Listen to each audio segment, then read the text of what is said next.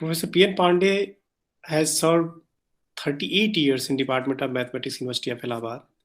He was also the Vice Chancellor of NGPDU Prayagraj. Professor Pandey has published more than 100 papers in reputed journals and supervised almost 30 PhD students. Sir has a great personality. It is difficult to describe about him in few words. Welcome to you, sir. Over to you, sir.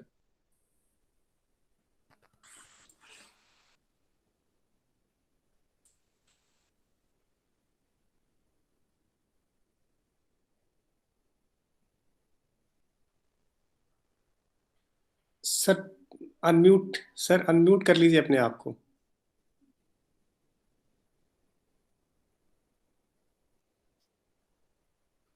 सर्वप्रथम मैं professor Kulkarni साहब को प्रणाम करता हूं, जो हमारी दृष्टि में, वैसे संसार की दृष्टि में भी, लेकिन मेरी दृष्टि में जो एक बड़े मैथमेटिशियन है। हमारा जो बड़े मैथमेटिशियन का, इसके पहले मैं अपने मित्र प्रोफेसर श्रीवास्तव जी को भी नमस्कार करता हूं और सभी लोगों को नमस्कार करता हूं।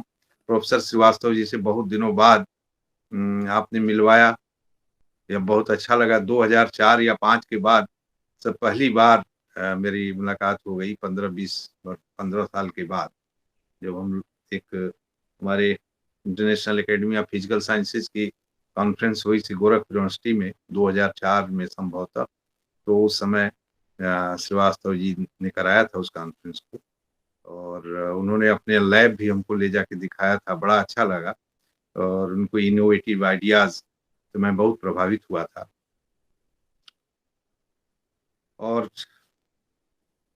तो जो मैं कह रहा था उस बात पर कि मैं एक बड़ा मैथमेटिशियन मानता हूँ, दुनिया मानती है, लेकिन मैं कुछ और कारणों से मानता हूँ। हो सकता है कि और लोगों का सोचना कुछ दूसरा हो, दूसरी दृष्टि से हो। दरअसल इलाहाबाद में एक मैथमेटिशियन थे जो हमारे गुरु भी थे, प्रोफेसर त्रिविक्रम प्रतिमा जी, जो यहाँ हेड ऑफ डिपार्टमेंट थे, वाइस चांसलर भी थे इलाहाबाद यूनिवर्सिटी में, और विविध विषयों के ज्ञाता थे, चाहे वो संस्कृत हो, इंग्लिश हो, फिलॉसफी हो, इकोनॉमिक्स हो, मैथमेटिक्स हो। बाद में वो पूरी में संस्कृत यूनिवर्सिटी के वाइस चांसलर भी रहे। तो हम लोग, उनकी एक खास बात थी कि हमको बहुत मानते थे और अक्सर हमको लेकर सिविल लाइंस निकल जाते थे, और वहाँ मूंगफली खाते हुए सिविल लाइंस की सड़कों पर हम लोग ज्ञान की चर्चा किया करते थे। किसी एक खास बात थी कि कभी हम लोगों ने किसी दूसरे व्यक्ति के विषय में चर्चा नहीं की। तो उसी में एक प्रश्न आया कि किसको सबसे बड़ा मैथमेटिशियन कहा जाए। इस पर चर्चा होने लगी, और ये चर्चा कई दिनों तक चली। हम लोग जब भी मिलते वहां पर बोलते, फिर वहीं से शुरू करते कि किसको सबसे बड़ा मैथमेटिशियन या सबसे बड़ा विद्वान किसको किसको कहा जाए। तो इसी बीच में हमने एक जगह एक कहानी पढ़ी, तो उस कहानी को प्रोफेसर पति साहब से, त्रिविक्रम पति साहब से मैंने शेयर किया कि एक जगह ऐसा लिखा हुआ है। तो उसको, उससे वो इतना प्रभावित हुए कि वो बार बार कहते थे, पंडित जी वो वाली कहानी जरा फिर एक बार सुन लिया जाए।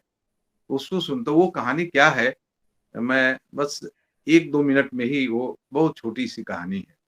ये कहानी है कि एक बार एक गुरु के पास 2 शिष्य गए और उन्होंने कहा कि गुरु जी, इस संसार में सबसे बड़ा विद्वान कौन है?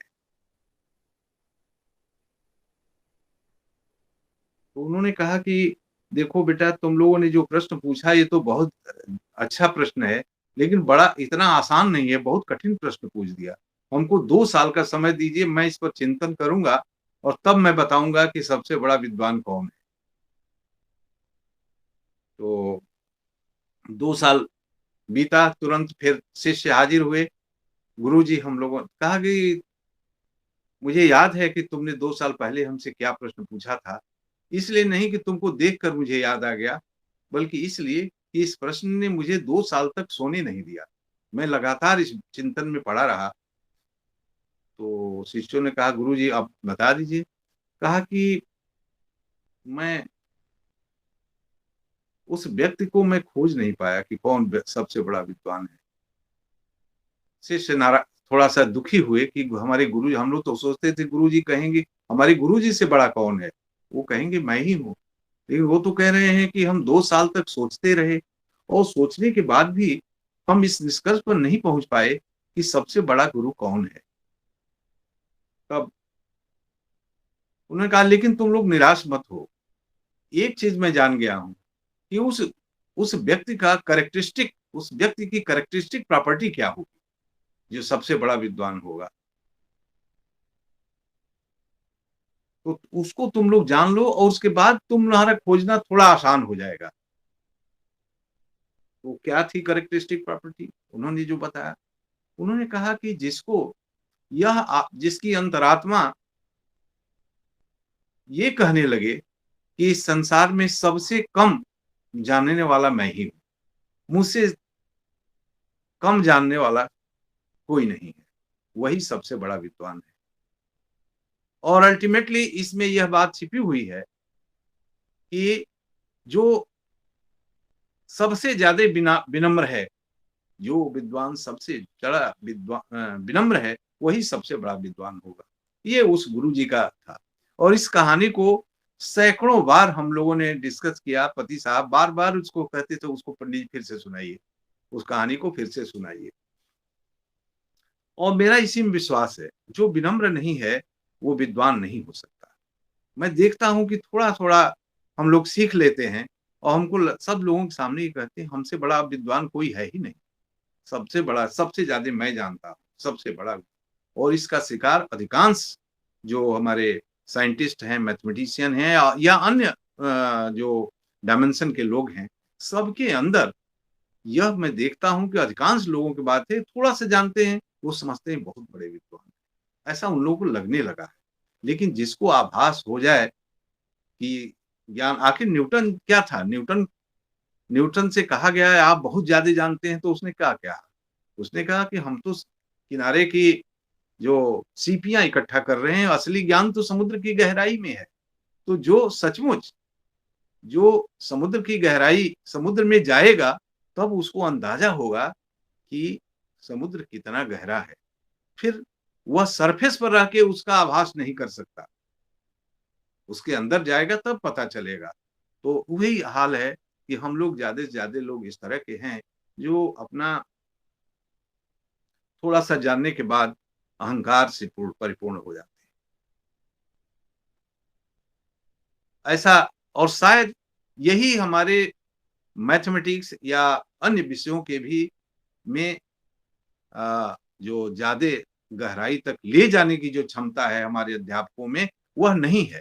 उसके कारण ही ऐसा हो रहा है कि मैथमेटिक्स का इस विषय में मैं कुछ और मैथमेटिक्स के विषय में कि मैथमेटिक्स क्या है, प्रोफेसर कुलकर्णी साहब ने बहुत अच्छे ढंग से समझाया, मुझे बड़ी खुशी हुई। और उनको सुनने के मिला बहुत दिनों के बाद मुझे, तो मुझे बड़ी खुशी हुई। तो मैं मैथमेटिक्स क्या है इस पर मैं नहीं जोर दे रहा हूँ, उस पर मैं नहीं बोलूंगा। मैं सिर्फ ये ही कुछ बोलूंगा कि एक्चुअली मैथमेटिक्स क्यों किया जाए, मैथमेटिक्स क्या है, मैथमेटिक्स क्या, क्यों, कैसे, कब, ये सब मैथमेटिक्स के पार्ट हैं चारों। ये हम लोगों को जानने की जरूरत है कि मैथमेटिक्स क्या है, मैथमेटिक्स क्यों पढ़ी जाए, मैथमेटिक्स कैसे पढ़ी जाए, और मैथमेटिक्स कब पढ़ी जाए, ये भी इंपॉर्टेंट। चारों इंपॉर्टेंट चीजें हैं मैथमेटिक्स के लिए। और ये मैथमेटिक्स के लिए नहीं, ज्ञान के सभी क्षेत्रों के लिए ये है, ये मैथमेटिक्स के लिए भी सही है। मैथमेटिक्स और मैथमेटिक्स क्यों पढ़ी जाए, सबसे बड़ा तो आज की जो स्थिति है, आप देख रहे हैं जितना नौकरी चाकरी भौतिक चीजें हैं, उसको प्राप्त करने में मैथमेटिक्स का कितना योगदान है आप सभी जानते हैं इस विषय में। तो मैथमेटिक्स क्यों पढ़ा जाए ये तो सामने दिख रहा है, लेकिन जो नहीं दिख रहा है वह मैथमेटिक्स को पढ़ने के लिए अगर इसको समझाया जाए, इसको बताया जाए, इस तरह की कहानियां बताई जाएं, तो लोग मैथमेटिक्स पढ़ने के लिए थोड़ा टेम्प्टेड होंगे, मैथमेटिक्स पढ़ने की रुचि उनके अंदर पैदा होगी। तो अभी जो जिस पर कि हमारे डीसी श्रीवास्तव जी ने भी कहा और कुलकर्णी साहब ने भी कहा कि भाई जो हिस्टोरिकल फैक्ट्स हैं, जो किस तरह से ये सब आई हमारे संस्कृति में, किस तरह से डिफरेंट ये कॉन्सेप्ट आए या किन लोगों ने किया, कैसे किया, उनके विषय में अगर थोड़ा सा बताया जाए तो मेरे ख्याल से ये रुचिकर होगा। केवल सीधे सीधे मैथमेटिक्स पढ़ाने लगिए तो मैं समझता हूं कि इतना उसको तुरंत आएगा नहीं। पहले मैथमेटिक्स के लिए एक एटमॉस्फियर बनाना पड़ेगा, और एटमॉस्फियर कैसे बनेगा? एथमेटिक एटमॉस्फियर इस तरह से बनेगा कि हम जो इसको खोज करने वाले, जो काम करने वाले लोग हैं, उनके विषय में भी थोड़ा बताएं, कैसे उनके दिमाग में आइडिया आई। ये सब हमारे छोटे बच्चों के लिए ही नहीं बल्कि हमारे रिसर्च स्तर के लोगों के लिए भी प्रेरणा का स्रोत बन सकता है कि आखिर उनके दिमाग में ये आइडिया कैसे आई, इसके विषय में भी बनाया जाए, वो कौन थे, क्या थे, ऐसे आता है। तो मेरा ये अपना विचार है।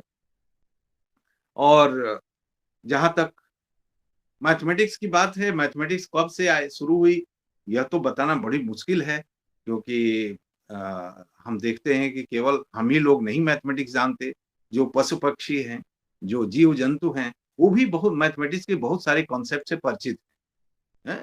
हम जानते हैं कि मकड़ी जाला जब बनाती है तो अपने तंतुओं को एकदम सीधा सीधा बनाती है, इसलिए कि उसको बार बार उस पर चढ़ना उतरना पड़ता है। शायद उसको ये आइडिया है कि ये सीधी रेखा के अलॉन्ग चलेंगे तो हमको कम से कम दूरी ट्रेवल करनी पड़ेगी। शायद उसके दिमाग में ये आइडिया है, तभी वो हमेशा ऐसे बनाती है, नहीं तो टेढ़ा मेढ़ा भी बना सकती थी। जो मधुमक्खी है वो खरकोड़ी है, जो अपना कोष बनाती है, क्यों बनाती है? आखिर उसको किसने सिखाया है? इसलिए कि उसमें अधिक से अधिक कम एरिया में ज्यादा से ज्यादा मधु रखा जा सके। पेड़ क्यों उनके सिलेंड्रिकल तने हैं? ये सब चीजें, बहुत सारी मैथमेटिक्स की चीजें हैं, बहुत सारी चीजें हैं जिनको अगर आप ध्यान दें तो आप देखेंगे कि ये लोग लगता है कि मैथमेटिक्स से परिचित थे, मैथमेटिक्स इनको किसी ने इनके अंदर था। एक मैथमेटिशियन ने कहा कि मैथमेटिक्स इनबिल्ट है ह्यूमन माइंड के अंदर में।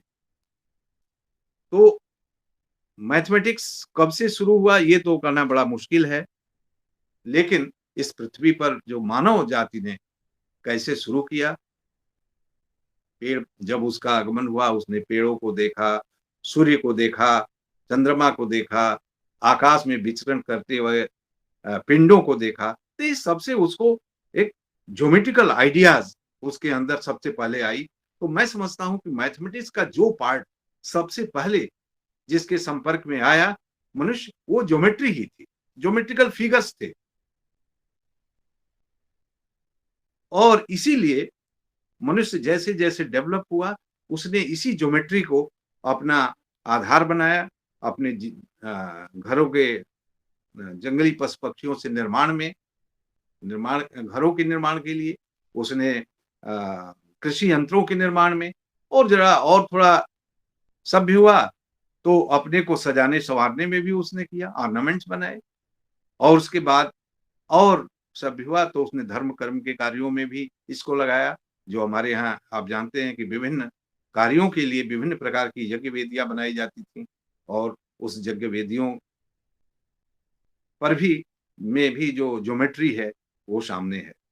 और हमारे जो ऋषि लोग हैं उन्होंने किया।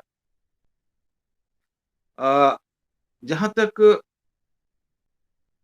पाइथागोरस का सवाल है, मैं पाइथागोरस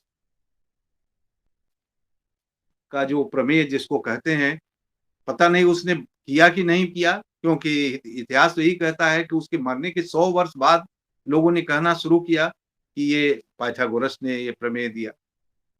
बौधायन का हम लोग प्रमेय कहते हैं।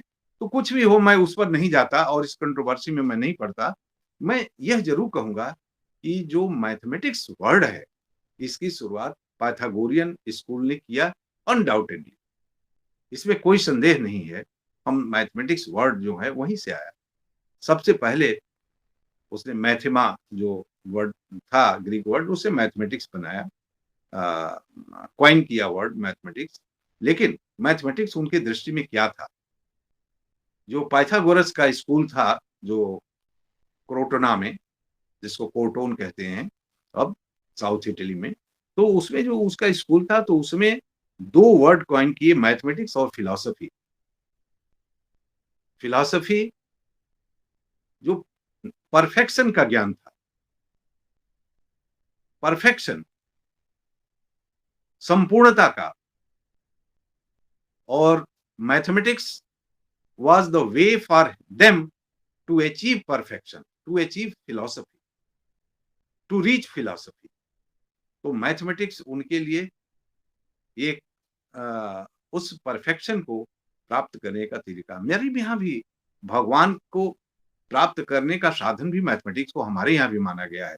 मैं अगर देखा जाए तो हमारे यहाँ भी लोगों ने कहा है कि मैथमेटिक्स जो है ईश्वर से मिलने की का एक साधन है। आप देखिए, जो आर्यभट्ट जो 10 गीतिका में लिखते हैं कि जो ग्रहों के मूवमेंट से संबंधित जो 10 श्लोकों को, 10 गीतिका के 10 श्लोकों को जो पढ़ लेता है, वह ईश्वर के करीब पहुंच जाता है, ईश्वर की उसको प्राप्ति होती है। आखिर उनका कहने का क्या सेंस था? इसको अगर ध्यान से समझे तब उस बात को पकड़ पाएंगे कि वो उनका कहने का मतलब क्या था। यही नहीं, जब लोगों ने कहा कि यथा शिखा मयूराणाम नागानाम मणियोर यथा तद्वद वेदांग शास्त्राणाम गणितम मूर्धनि स्थितम, तो ऐसा क्या जब कहा गया तो उसके पीछे क्या था? अगर जब महावीराचार्य कहते हैं कि महावीराचार्य जब कहते हैं कि लौकिके वैदिके वापि तथा सामायिकेपि वा यह बहुविध प्रलापैः किम त्रैलोक्ये सचराचरे यत् किंचिद्वस् तत्सर्वं गणितेन बिना नहीं। सांसारिक, वैदिक, धार्मिक आदि सभी कार्यों में गणित उपयोगी है। अधिक कहने से क्या लाभ? इस समूचे विश्व में जो कुछ भी है, जो कुछ भी चल अचल है, उन सबका अस्तित्व गणित से पृथक नहीं है। इसका मतलब कि गणित को हमारे जो मनीषियों ने सही परिप्रेक्ष्य में समझा था। आज हम गणित को उस रूप में नहीं देख रहे हैं। गणित को हम इस परिप्रेक्ष्य में नहीं देख रहे हैं। हम तो समझ रहे हैं कि गणित जो है कुछ ऑपरेशंस का खेल है, कुछ आगे बढ़ते हैं तो और धीरे धीरे विभिन्न क्षेत्रों में इसका उपयोग है, गणित उपयोगी है, ये तो सब मानते हैं। हम एक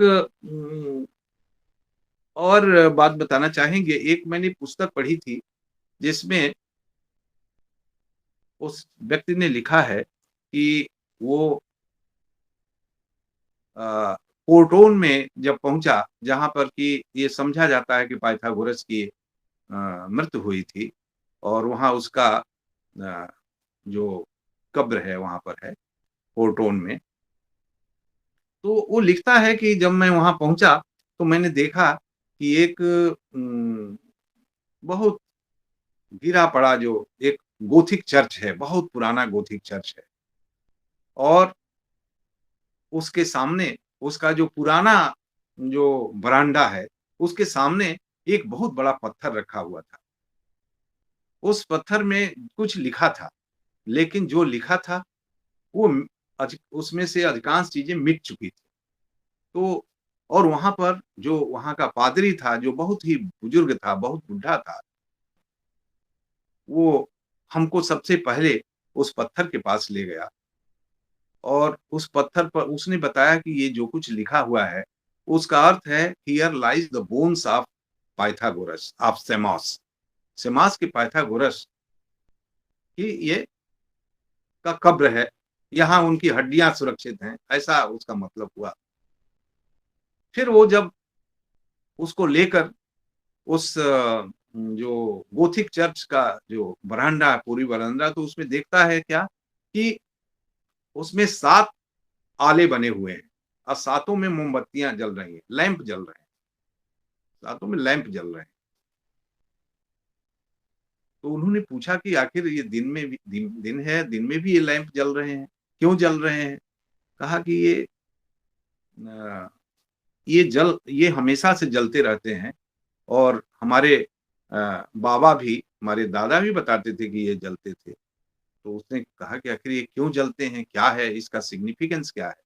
तो वह जो बताता है, उसी को मैं आप लोगों से शेयर करना चाहता हूँ। वो ये कहता है कि ये जो 7 जो लैंप है, जिनको 7 लैंप्स ऑफ कपिला पिटागोरा कहते हैं, ये 7 लैंप जो हैं कुछ संदेश दे रहे हैं। वो पहला बताता है, हाँ, वो कहता है कि ये संदेश किसके लिए है? तो कहता है ये संदेश जो मैथमेटिक्स के इंस्ट्रक्टर्स हैं, जो मैथमेटिक्स पढ़ाने वाले जो हैं, उनके लिए ये 7 संदेश, ये 7 दीपक दे रहे हैं। पहला दीपक का उसको नाम बताता है, मैं उसको हिंदी में कह रहा हूँ। पहले वाले को कहते हैं कि ये पहला जो है ये लैंप ऑफ यूटिलिटेटिस, लैंप ऑफ यूटिलिटी। ये संदेश देता है कि गणित अगर किसी को आप पढ़ाना चाहते हैं, तो सबसे पहले उसका ध्यान केवल सीधे आप गणित पढ़ाने लगे तो वो नहीं पढ़ेगा। उसको पढ़ाने के लिए सबसे पहले आप उस विषय की यूटिलिटी क्या है, आप इस पर थोड़ा उसको समझाने की कोशिश करनी चाहिए। वो जब आप करेंगे तो ये बहुत होगी, इतनी ये यूटिलिटी है, ये यूटिलिटी है, ये इसका उपयोग है, तो उसका मन जो है इधर थोड़ा-सा आएगा। लेकिन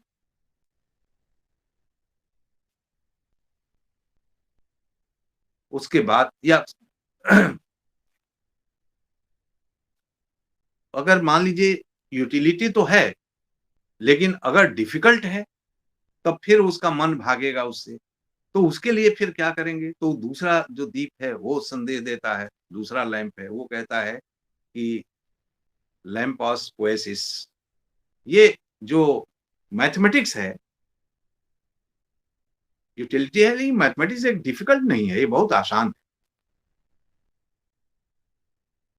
और उसको एग्जाम्पल्स दे के उसको समझाने की, उसका ध्यान बटाने की जरूरत पड़ेगी कि मैथमेटिक्स जो है ये बहुत आसान है। ये जो कविता है, पोएट्री है, उसी के समान ये भी जो सरस है, ये सरस है। और इसको तो बहुत सारे लोगों ने कहा है कि गणित के विषय में ये बहुत सरस है और पोएट्री की ही तरह है। जैसे कि एक मैं पढ़ रहा था, उसमें लिखा है कि mathematics and poetry are the utterance of the same power of imagination, only that in one case it is addressed to the head and in the other to the heart।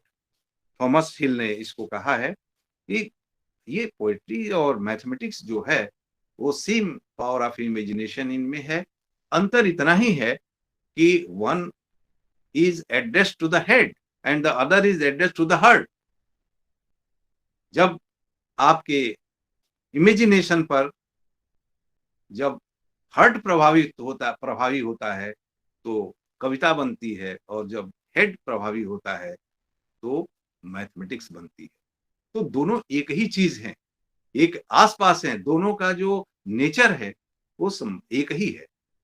इसी तरह से बहुत सारे लोगों ने कहा है कि मैथमेटिक्स और पोएट्री, उनमें बहुत समानता है। दोनों जो है सूक्ष्म अति सूक्ष्म में शब्दों में अपनी बात को रखना चाहते हैं। गणित भी वैसा ही है। हिस्ट्री में आप देखिए एक ही चीज को 50 बार लिखते हैं, गणित में कंसाइज लिखते हैं, छोटा लिखते हैं। पोएट्री भी कुछ ऐसा ही है। यही नहीं, गणित यही भी कहा गया है कि मैथमेटिक्स और पोएट्री, जो मैथमेटिशियंस और जो पोएट हैं, दोनों सत्य के प्रेमी हैं और उसको निर्भीकता पूर्वक रखते हैं। पोएट भी रखते हैं बातों को, और गणित मैथमेटिशियंस भी अपनी बातों को रखते हैं। वो राजसत्ता से प्रभावित नहीं होते। जब मैथमेटिशियन ऐसा चिंतक होता है जो राजसत्ता से प्रभावित नहीं होता, किसी से नहीं प्रभावित होता, अपनी बात को रखता है और सही ढंग से रखता है। मैं समझता हूं कि चिंतन के लिए बहुत जरूरी है कि हम राजसत्ता से प्रेरित न हो, उनसे गाइडेड न हो। जब राजसत्ता से अब गाइडेड होंगे कि अब इस तरह की शिक्षा की जरूरत है, अब ऐसा कर दो, वैसा कर दो, तो सही गणित नहीं निकल पाएगा और न सही ज्ञान ही प्रसारित हो पाएगा। एक बार ये कहते कहें आप कि ऐसा इस तरह से पढ़ाई होनी चाहिए, ऐसा होना चाहिए, अब इस तरह से करिकुलम बनना चाहिए, अब इस तरह से करिकुलम बनना चाहिए, और 2 दिन के बाद फिर कहते हैं नहीं अब इस तरह से बनना चाहिए, फिर कहते हैं ऐसे होना चाहिए। है, एक बार पीएचडी जरूरी है, एक बार जो है मैं नेट जरूरी है, एक बार नेट नेट पीएचडी दोनों जरूरी है, नहीं नहीं अब न पीएचडी जरूरी है न नेट जरूरी है। तो इस तरह से जो इससे अगर हम प्रभावित होंगे तो हम अपने करिकुलम को कैसे ठीक कर पाएंगे। तो मेरी दृष्टि में यह है कि मैथमेटिशियन जो है वो एक चिंतक होता है, और चिंतन जो है, चिंतन पर कोई प्रभावी बाहरी शक्ति अगर प्रभावी होने लगेगी तो सही दिशा में चिंतन नहीं हो सकता। हमारे ऋषि मुनि जो हैं वो चिंतन करते थे लेकिन किसी से वो प्रभावित नहीं होते थे, इसीलिए हमारा देश विश्व गुरु बना। हमारे यहाँ अच्छे अच्छे कार्य हुए। ये मैं इस पर मैं नहीं जा रहा हूं कि हमारा पहले हुआ और लोग बाद में किए, वो सब अलग एक इशू है, वो तो है ही है, लेकिन सत्य यही है। और एक और बात है, हमारे मैथमेटिक्स जो हमारे जो ऋषि मुनि हैं, जो मैथमेटिशियंस हैं, एंशिएंट इंडियन मैथमेटिशियंस, उनकी खास बात थी कि वो जो कुछ भी करते थे, फिर मैं अपनी पुरानी बात पर फिर आ रहा हूं कि वो लोग सोचते थे कि जो कुछ भी इस संसार में होता है, हम जो कुछ भी करते हैं, उसमें प्रेरक ईश्वर है, वही करवाता है हमसे। तो यदि वही करवा रहा है तो ये उसी की इच्छा से हो रहा है, तो चाहे हमसे करवाए, चाहे एक्स से कराए, चाहे वाई से करावे, इसमें हमारी क्या है। और यही वह शक्ति थी, यही वह विचार था जो उसके अंदर अहंकार नहीं आने देता था। वो जिस तरह से मैंने बताया ना कि जो ट्रू मैथमेटिशियन की बात कही, वो अहंकार नहीं आने देता था, वो बहुत बड़ी शक्ति थी। और इसी तरह से, इसीलिए हमारे ऋषि मुनियों ने किसी ने नाम नहीं जोड़ा अपने कार्यों से। बहुत सारा काम, आज भी जीरो का पता नहीं कि जीरो का आविष्कारक कौन है। इतना बड़ा कार्य हुआ लेकिन कोई मालूम नहीं है। ये मालूम है कि कोई भारतीय था, कोई इंडियन था, लेकिन नहीं था। इसका वही कारण है। आखिर रामानुजन से जब पूछा गया कि भाई इतने बड़े बड़े आप कैसे लिख लेते हैं, रिजल्ट्स प्रेडिक्ट कैसे करते हैं, तो उन्होंने जो जवाब दिया, जैसा कि मैंने पढ़ा है, तो उसमें कहा कि हमारी कुल देवी हमारे कान में कह जाती हैं और उसी को मैं लिख देता हूँ। माने उन्होंने अपने उस महत्व नहीं दिया अपने को। शायद उसी ऋषि मुनियों की परंपरा के ही, जबकि काफी देर से रामानुजन पैदा हुए, लेकिन शायद उसी ऋषि मुनियों की परंपरा में ही राजा रामानुजन थे। आर्यभट्ट आर्यभट्ट पहले व्यक्ति थे जिन्होंने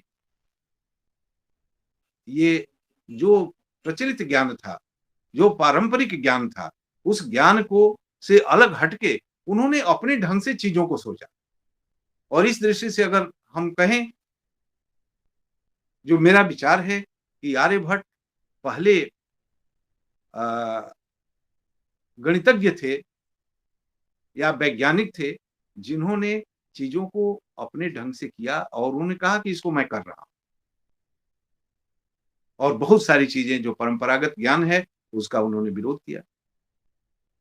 उन्होंने कहा कि हम ब्रह्मा की कृपा से जो ज्ञान है, उस ज्ञान को में से जो सही ज्ञान है उसको मैंने छांट लिया है, उसको फिर मैंने कहा है। ये वो अपने आर्यभट्टियम में कहते हैं। और बहुत सारी चीजें वो बताते हैं। लोग कहते हैं कि जहाँ तक ये ग्रेविटेशन की बात है, ग्रेविटेशन की बात को उन्होंने पहली बार स्वीकार किया। उन्होंने पहली बार स्वीकार किया कि पृथ्वी जो है चारों ओर से गोल, सब ओर से गोल है। वो सर्वथा वृत्त, माने चारों ओर से वृत्ताकार है। इसका मतलब क्या है? वे गोल है। जिसको कि पृथ्वी गोल है, बहुत दिनों बाद, बहुत वर्षों बाद, सैकड़ों वर्ष बाद लोगों ने वो कहना शुरू किया। पृथ्वी में धारणा शक्ति है, माने सम सॉर्ट ऑफ ग्रेविटेशन का पावर है उसके अंदर, इसीलिए वो धारण किए हुए सब कुछ। वो जो सूर्य और ये ग्रहणों का कारण जो था कि नहीं कि जो राहु जो है, वो जो राहु केतु जो है जब खा जाते हैं पृथ्वी को, सूर्य को, तो सूर्य ग्रहण होता है। चंद्रमा खा जाते हैं तो चंद्र ग्रहण होता है। उन्होंने कहा ये सत्य नहीं है। उन्होंने जो एग्जैक्ट कारण आज हम जानते हैं उसको आर्यभट्ट ने 5वीं सदी में बताया। तो मैं समझता हूं कि ये सब चीजों को बताने की जरूरत है। और हमारे जो गणितज्ञ, अब मैं बड़ा दुख होता है, अभी हम एक जगह हमको बुलाया गया था एक इसी ऑनलाइन में, तो वहाँ के जो प्रिंसिपल थे या डायरेक्टर थे, तो उन्होंने जो कहा तो वो बार बार रामानुजम कहते थे। हमको बड़ा दुख हुआ कि भाई जब हमारे गणितज्ञों के बारे में आप तो नहीं जानते वो अलग बात है, लेकिन उनका नाम भी सही नहीं उच्चारण कर सकते। बहुत बड़े एक मैथमेटिशियन ने, जो डायरेक्टर थे एक बड़ी संस्थान के पूरे देश के, उन्होंने एक जगह भाषण ही लखनऊ में दे रहे थे, तो मैं वहां पर बैठा था। तो उन्होंने आर्यभट्टिया आर्यभट्टिया कर रहे, तो मैं समझ नहीं पाया ये आर्यभट्टिया क्या कह रहे हैं। मैंने उनसे पूछा ये आर्यभट्टिया क्या है, क्योंकि वो हमारे मित्र थे। तो मैंने उनसे पूछ लिया ये आर्यभट्टिया क्या है। तो उन्होंने कहा आर्यभट्टिया। मैंने कहा आर्यभट्टिया क्या है भाई? वो आर्यभट्ट की जो किताब है। तो हमने कहा कि मान्यवर आप आर्यभट्टिया न कहिए, कम से आर्यभट्टीय कहिए, आर्यभट्टियम कहिए, चाहे आर्यभट्टीय कहिए, आर्यभट्टिया क्यों कह रहे हैं? इसी तरह से एक जगह जो एक विज्ञान परिषद ऑफ इंडिया है संस्था, उसके जो प्रेसिडेंट महोदय थे बार बार बिजनाना परिषद ऑफ इंडिया कह रहे थे। तो मैंने पूछा ये बिजनाना क्या चीज है, क्यों बिजनाना कह रहे हैं? उसके बहुत सारे पदाधिकारी थे, सबने बिजनाना परिषद ऑफ इंडिया कहा, केवल उसके सेक्रेटरी ने विज्ञान परिषद ऑफ इंडिया कहा। तो मेरा बड़ा दुख हुआ कि भाई हम लोग सही परिप्रेक्ष्य सही बातों को कहते भी नहीं है।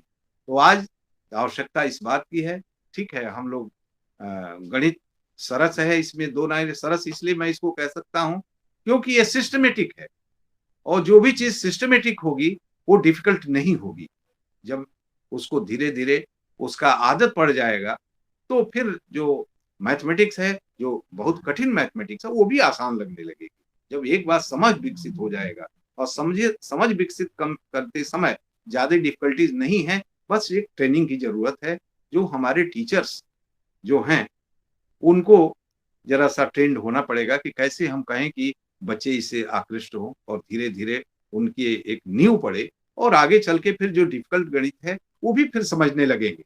जब एक बार उनकी सोचने की शक्ति डेवलप हो जाएगी, सोचने का तरीका डेवलप हो जाएगा, तो मैं समझता हूं कि यह संभव हो सकेगा। मैं लगता है कि मैं ज्यादा बोल रहा हूं, तो मैं एक बस 2 मिनट और अगर आप इजाजत दें तो एक बात मैं बता के उसके बाद खत्म कर दूंगा। सचिन जी बोलिए। बिल्कुल बिल्कुल सर, बिल्कुल बिल्कुल सर, बताएं सर। हाँ, मैं एक यूनानी जो एक गणितज्ञ हुए हैं, जिनको प्लेटो के रूप में जिनको आप लोग जानते होंगे, जो सॉक्रेटिस के शिष्य थे, और पहले वो 399 बीसी में जब सॉक्रेटिस की डेथ हुई, उसके बाद उन्होंने तय किया कि अब हम इसमें पॉलिटिक्स में नहीं जाएंगे और हम पॉलिटिक्स से दूर रहेंगे। और 12 वर्षों तक उन्होंने भ्रमण किया, और अंत में वो 12 वर्ष बाद एथेंस पहुंचे 387 बीसी में। एथेंस पहुंचे, और जैसे ही शहर से बाहर निकले तो उन्होंने देखा कि एक बड़ा सुंदर बाग है जिसको लोग एकेडमिया कहते थे। एकेडमिया इसलिए एकेडमिया कहते थे क्योंकि एकेडमास नाम का व्यापारी जो था उसको बनाया था अपने लेजर टाइम को व्यतीत करने के लिए, और बहुत खूबसूरत बनाया था। उसी के नाम पर उसका नाम पड़ गया एकेडेमेसिया, एकेडेमिया, सम सॉर्ट ऑफ, माने this is of Academus, academia means of Academus. Okay, तो उनको वो जगह बहुत अच्छी लगी। उन्होंने अपने शिष्यों से कहा कि आप जो है ये मुनादी करा दीजिए कि मैं एक लेक्चर दूंगा, पब्लिक लेक्चर दूंगा, और उसका टॉपिक जो होगा वो होगा द गुड। काफी लोग इकट्ठा हुए, प्लेटो ने बोलना शुरू किया और 1 घंटा बीत गया लेकिन गुड नहीं आया। लोग सोचे कि शायद ये इंट्रोडक्शन हो, रुके रहे। फिर दूसरा घंटा भी बीत गया और गुड आया ही नहीं। लोग बहुत नाराज हुए कि ये तो हम लोगों को बेवकूफ बना रहे हैं लोग। फिर उनके जो अनुयायी थे वो उनके पास गए कि सर, आप तो यहाँ स्कूल खोलने की बात कर रहे हैं लेकिन यहाँ के लोग तो हम लोगों से बहुत नाराज हैं। वो ये कह रहे हैं कि हमको उन्होंने पूछा क्यों नाराज हैं? कही इसलिए कि हम लोगों ने कहा था कि आप गुड पर बोलेंगे, लेकिन तो कहे कि अरे मैं गुड पर नहीं बोला। कहे नहीं सर, आप गुड पर कहाँ बोल रहे थे, आप तो ज्योमेट्री पर बोल रहे थे। तो कहे अरे इस संसार में वही तो गुड है, उससे भी बड़ा गुड कोई है, वही तो गुड है। यह ज्योमेट्री के प्रति प्लेटो के मन में यह भाव था। और दूसरे दिन जब स्कूल शुरू हुआ तो उसके गेट पर लिखवा दिया, जो ज्योमेट्री नहीं जानता इसके अंदर प्रवेश न करे। और लोग नाराज हुए, उनके पास पहुंच गए। इस बार ऐसा ज्योमेट्री में क्या है कि जो नहीं ज्योमेट्री जानता वो आपके स्कूल में प्रवेश नहीं करेगा? उन्होंने पूछा कि अच्छा ये बताइए, मनुष्य अन्य जीवों से भिन्न क्यों है? लेकिन कोई सुनने वाला नहीं था। उन्होंने कहा, कोई नहीं बोला। फिर उन्होंने कहा कि इसलिए मनुष्य अन्य जीवों से इसलिए भिन्न है क्योंकि उसके पास मस्तिष्क है, उसके पास माइंड है, और जो ज्योमेट्री है वो माइंड का रिफाइनमेंट करती है। तो बताइए, जिसका माइंड रिफाइंड नहीं होगा वो हमारी बात को कैसे समझेगा? इसलिए मैंने लिखा कि जो ज्योमेट्री नहीं जानता इसके अंदर प्रवेश न करे। यह उनका भाव था। इसके आगे उन्होंने और जोड़ा कि हर व्यक्ति को ज्योमेट्री पढ़नी चाहिए। ज्योमेट्री उस समय मैथमेटिक्स वर्ड पॉपुलर उतना नहीं था, लेकिन तो उन्होंने कहा ज्योमेट्री का मतलब मैथमेटिक्स मानिए। तो ज्योमेट्री जो नहीं जानता, हर व्यक्ति को ज्योमेट्री पढ़नी चाहिए, क्योंकि हर व्यक्ति को रिफाइंड माइंड की जरूरत है। और जिसको राजा बनना है, जिसको देश का नेतृत्व करना है, उसको तो निश्चित रूप से ज्योमेट्री पढ़नी चाहिए। और जो अब्राहम लिंकन के मन में, जो पेशे से वकील थे, उनके मन में जब ये भाव आया कि मुझे इस देश का नेतृत्व करना है, तो ये लिखा हुआ है कि उन्होंने ज्योमेट्री पर जो यूक्लिड की बुक थी उसके कई जो अध्याय थे उस पर मास्टरी की उन्होंने और पढ़ा। और वो अब अब्राहम लिंकन खुद लिखते हैं कि हमने उसको जब हम जो हमारा जब भी हमको ऐसी परेशानी आती थी कि कुछ नहीं समझ में आता था कि मुझे किस तरह से प्लीट करना है, तो मुझे प्लेटो की बात याद आती थी, और तब मैं ज्योमेट्री के अपने पन्नों को पढ़ना शुरू करता था और मेरे दिमाग में ये आ जाता था कि किस किस पॉइंट पर हमको करना है। तो खैर, ये सत्य हो नहीं हो मैं इस पर नहीं जाता, लेकिन मेरा ये कहना है कि मैथमेटिक्स जो है वो सिर्फ इसलिए नहीं पढ़ी जानी चाहिए कि रोज डे टू डे अफेयर्स में सामने सामने सब कुछ दिख रहा है, इसलिए कि आपका माइंड उससे रिफाइंड होगा। और माइंड कैसे रिफाइंड होगा? माइंड रिफाइंड होगा तो हर जगह काम करेगा। और कैसे रिफाइंड होगा? जिस तरह से हमारे अध्यापक आज तक मैथमेटिक्स पढ़ा रहे हैं, जिस तरह से सो कॉल्ड मेड इजी और कुंजी चल रही है और ब्लैक बोर्ड पर सवाल पूरे हल किए जा रहे हैं, उसके पास, लड़कों के पास ये गुंजाइश नहीं है कि वो सोचें, उनका माइंड जो है रिफाइंड हो। वो प्रोसेस वहां आ ही नहीं रहा है। एक्चुअली हमारी शिक्षा इसलिए नहीं है कि हम थॉट प्रोसेस की शुरुआत करें। मेरे ख्याल से और हम सब अध्यापकों का एक कर्तव्य है कि हम बच्चों के अंदर थॉट प्रोसेस की शुरुआत करें, उसके अंदर सोचने की प्रवृत्ति पैदा करें, और जैसे सोचने की प्रवृत्ति आएगी, आगे का काम अपने आप आसान हो जाएगा। मैं समझता हूँ कि मैंने बहुत सारा समय ले लिया, और पाठशाला के लायक मैं नहीं बोला, ये मैं समझता हूँ। पाठशाला की जो आवश्यकता होती है और जिस तरह की बात होनी चाहिए, शायद उस तरह की बात मैंने नहीं किया। आप लोग मुझे क्षमा करें। धन्यवाद। जय। सर बहुत बहुत धन्यवाद। आपने बहुत अच्छा बोला सर, और आज के ये ज़रूरत है इस चीज़ों पे बात करने की। और now I would like to invite professor S Mishra sir from Ram Manohar Awadh university Lohia, Ayodhya. और सर का जो स्पेशलाइजेशन है वो ऑपरेशन रिसर्च है। और तो जाहिर सी बात है, ऑपरेशन रिसर्च जो सुनते ही बच्चों के मन में जो है एक अपार ऊर्जा आ जाती है। और सर उसके विशेष